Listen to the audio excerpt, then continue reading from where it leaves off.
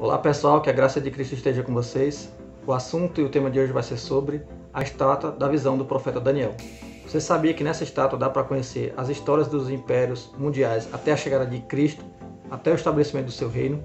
E essa estátua aponta para tempos determinados em que reinos existiram e vão dominar até que eles vão ser destruídos por Cristo e o seu povo, e o reino eterno será estabelecido. Então fique até o final desse vídeo que eu vou falar de coisas interessantes, mostrando o segmento dessa estátua, que cada parte dessa estátua significa. Muitas pessoas no nosso meio cristão não conhecem essas profecias, vocês vão entender e vão conhecer comigo. Então deixa o teu like no vídeo, deixa o compartilhamento também para mais pessoas, se inscreva no canal se você não for inscrito e vamos para o vídeo.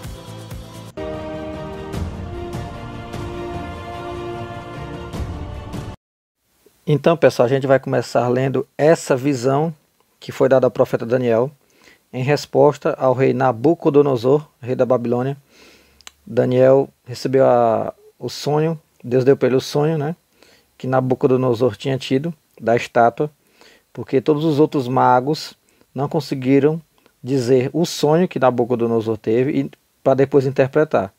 Mas Deus deu esse sonho para Daniel e a interpretação. Você pode ver toda essa história no capítulo 2, mas vou ler só a parte onde vai mostrar a visão e a interpretação. Daniel capítulo 2, do verso 31 até o 45.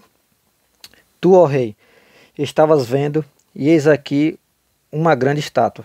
Esta estátua, que era imensa, cujo esplendor era excelente, e estava em pé diante de ti, e a sua aparência era terrível.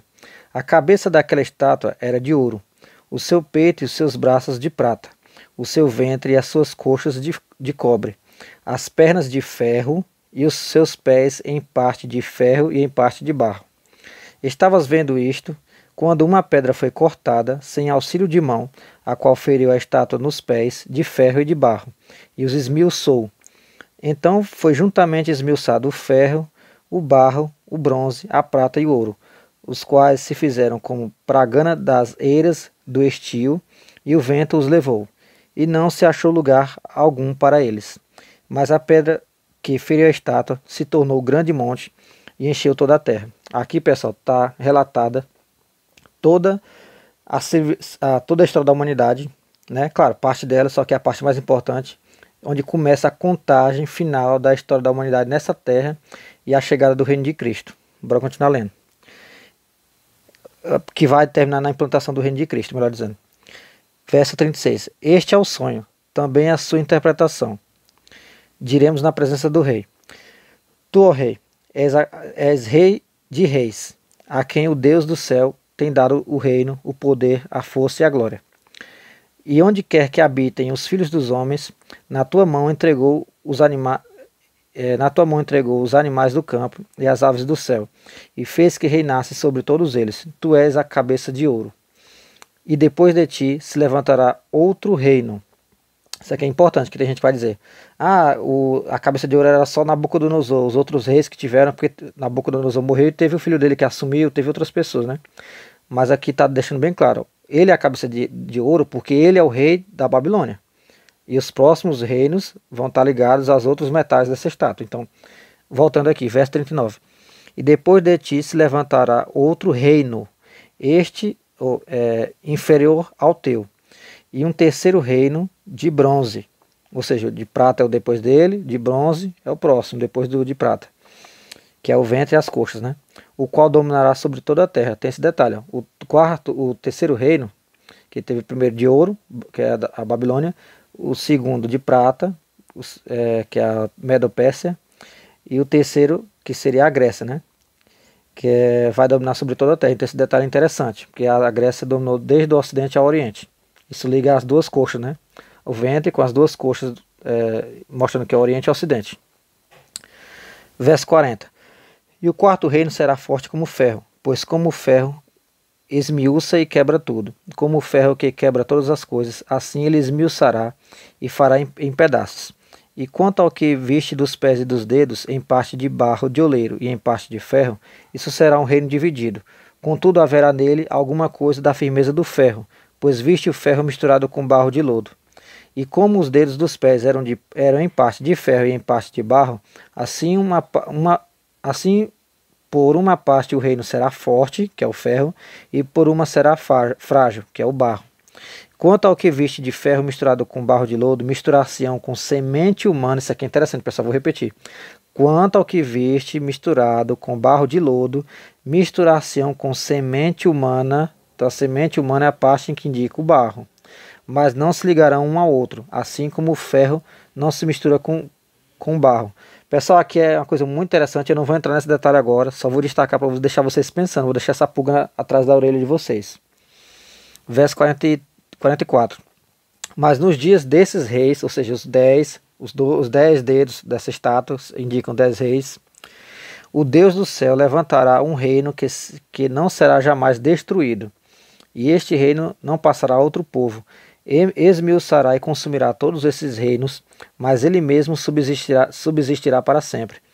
Da maneira que viste que do monte foi cortada uma pedra, sem auxílio de mãos, e ela esmiuçou o ferro, o bronze, o barro, a prata e o ouro, o grande Deus fez saber ao rei o que há de ser depois disto. Certo é o sonho e fiel a sua interpretação.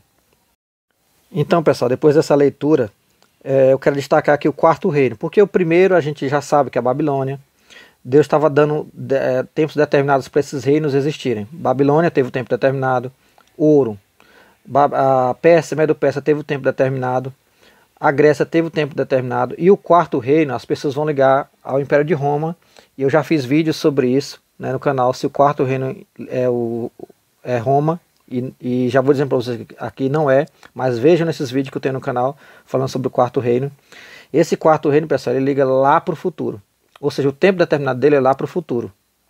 Então não houve ainda o quarto reino, porque ele vai ligar os 10 dedos da estátua ao barro misturado com ferro. Isso nunca aconteceu ainda. As duas pernas de ferro, inclusive, é um reino, mostra que é um reino dividido. Já vai nascer dividido o reino. E essa divisão desse reino vai culminar nessa mistura do barro com o ferro, nessa semente humana que liga ao barro e na força desse reino que liga ao ferro. E como eu falei, eu não vou entrar em detalhes porque isso é uma coisa muito, de certa forma, uma teoria da conspiração falar sobre esse assunto. Então não vou falar aqui no vídeo. Só vou querer comentar o seguinte: o quarto reino, o animal, as pernas de ferro, melhor dizendo, que em outra visão Daniel vai ver animais, né? Vou falar aqui só da estátua. As pernas de ferro já nascem divididas dessa divisão que já vem das coxas de bronze. Olha só, as coxas de bronze ligam ao Império da Grécia, que ele dominava o Ocidente e o Oriente.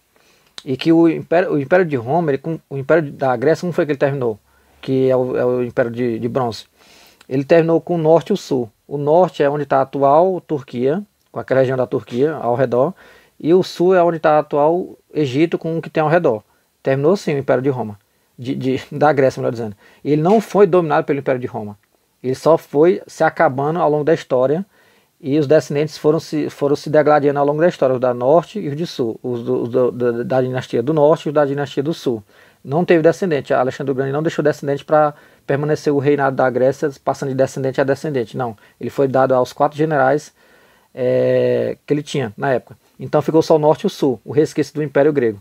E depois, se acabando o domínio do Império Grego, Norte e o Sul, veio o Império de Roma e começou a reconquistar todas as áreas do que foi o Império Grego, mas não toda a área do Império Grego. Tem partes que o Império Grego dominou, que o Império de Roma não dominou. Um dos impérios maiores que teve na história da humanidade foi o Império Grego, né? E, como eu falei, o Império Romano não é o quarto império, não é o de Roma. As pernas de ferro já nascem divididas dessa divisão que vem do Norte e do Sul, que vem da Grécia. Espero que vocês tenham acompanhado a minha linha de interpretação. Então, vou voltar aqui para o início para vocês não se perderem tanto. Vamos lá, pessoal, recapitular para não ficar um vídeo tão longo. Minha intenção aqui é ser mais didático e mais resumido possível. A cabeça de ouro é a Babilônia. A cabeça de ouro foi dominada pelos peitos e os braços de prata, que é o que o Império Medo-Persa, e foi o que aconteceu na história. O Império Medo-Persa dominou o Império da Babilônia. Isso. Depois o Império Medo-Persa foi dominado por quem? Estava em briga com o Império Grego, que é as coxas, que é o ventre, né, que é a barriga, né, e as coxas de bronze. Então esse Império Grego dominou sobre o Império Medo-Persa e passou a dominar todo mundo. Então você vê que é um império sendo sucedido por outro, mas através de dominação. Depois do Império Grego era para ser vai vir o império, o quarto império que liga as pernas de ferro. Só que o Império Grego não foi dominado por ninguém. Ele se acabou, como eu falei, com a divisão que teve no norte e no sul, e se acabou com o tempo, o domínio do Império Grego, nessa divisão que teve, do norte e sul. E o Império Romano só veio e reconquistou todas as áreas. Não tinha nenhum império grande na época, só o resquício dos impérios persa, Império Macedônio, que era o que restou do Império Grego, né? A Grécia com a Macedônia.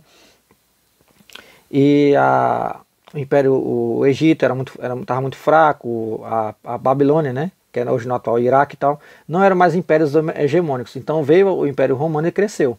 Só que ele não é as pernas de ferro. As pernas de ferro, que é um segmento que vem do norte e do sul do que restou do Império das Costas, que é o Império Grego, que é um apontamento para o norte e para o sul, que é um apontamento para o ocidente e o oriente, né? Ou seja, uma banda do mundo é outra banda do mundo, norte, o oriente e o ocidente. E isso vai culminar o quê? Na aparição de um reino esse reino de ferro vai se fortificando, que é a força do reino, e vai terminar nos 10 chifres, na aparição dos 10 chifres que vão surgir. Quando surgir esses 10 chifres, eles vão estar é um reino dividido. Você vê que é 5 dedos de um lado, 5 dedos do outro. Então é 5 de um lado e 5 do outro. É um reino dividido, barra e ferro, que vão tentar se unir, mas não vão conseguir ficar unidos por muito tempo.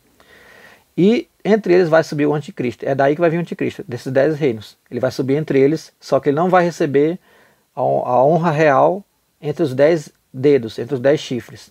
O anticristo vai vir e vai subir e vai bater 3, como diz a profecia. Mas eu vou ficar só até aqui para não confundir muito a cabeça de vocês.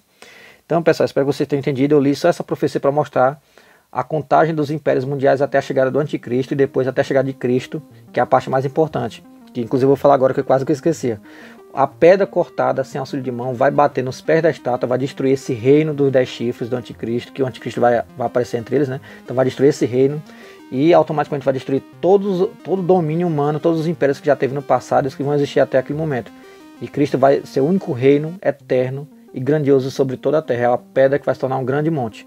E nesse reino quem vai participar somos nós, como somos reis e sacerdotes profetizados pela Escritura, que seremos reis e sacerdotes junto com Cristo nesse reino. Então espero que vocês tenham gostado do vídeo.